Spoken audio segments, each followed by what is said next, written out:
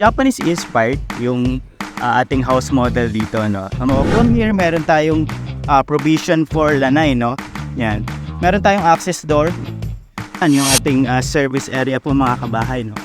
Ang airy po niya, no, kasi marami tayong bintana, marami tayong awning window.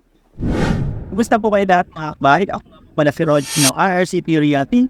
At sa episode na to, nandito po tayo sa Edesha, San Jose del Monte, Bulacan. At ang nakikita po sa inyong likuran ay single attached house model. This is ang Edesha. Ang tawag po dito ay Sora.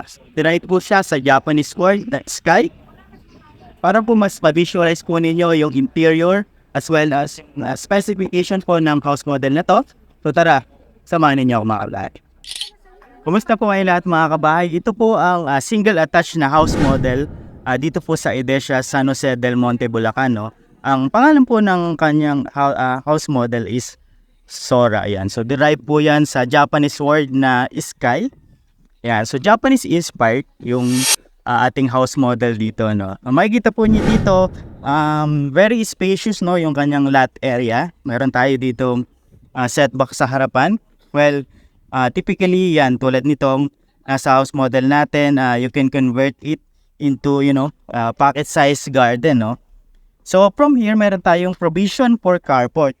However, sa turnover natin hindi siya cemented, no. So lupa lang yan, though of course by all means pwede niyo naman pong gayahin yung ganito. So from here meron tayong provision for lanay, no.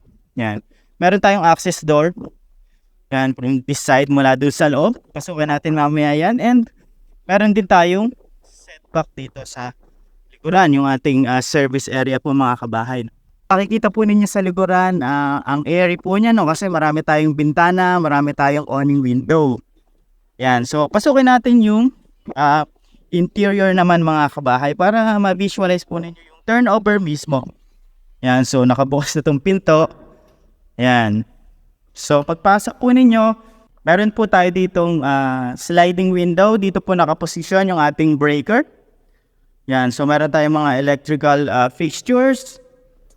Yan, so from here, nandito po, no, yung inyong kitchen countertop. Yan. And then meron tayo ditong sliding window leading mo, no, sa inyong service area. So dito ideally ilalagay natin yung ating refrigerator, no. So ito yung kanina na access door natin papunta po sa inyong lanay. So, tapos ito po yung inyong carport, no. So ito yung ating toilet. Nice. So ito, painted na siya. Though, by all means, pwede nyo namang ipatilesen kung gusto po ninyo. So lahat na nakikita ninyo, telephone shower, toilet bowl, ito pong sink natin. Yan, lahat dyan, deliverables. So yun, no, meron pa tayong saksakan doon, no. Pwede nyo itong gawing cabinet, no, pull-up cabinet mga kabahay. So ito yung turnover natin sa stairs. Akyat tayo. Yan. So, bato po yung kanyang steps, do metal yung ating handrails. So, open floor layout tayo. Provision for 2 bedrooms to. Ideally, though pwede nyo namang i-maximize sa 3 bedrooms, pero masigip na, no? So, wala rin tayong ceiling pa. Yan, so, kayo na po yung mapapagawa niyan. Eh, meron tayong maliit na balcony dito. Yan, from this side. Alright.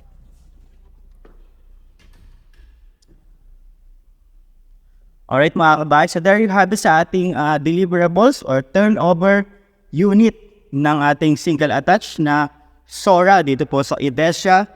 Yan, so partnership po ito ng Japanese and Filipino real estate firm. Yan, yung pong PA Properties and Hallyu Hashin. Alright.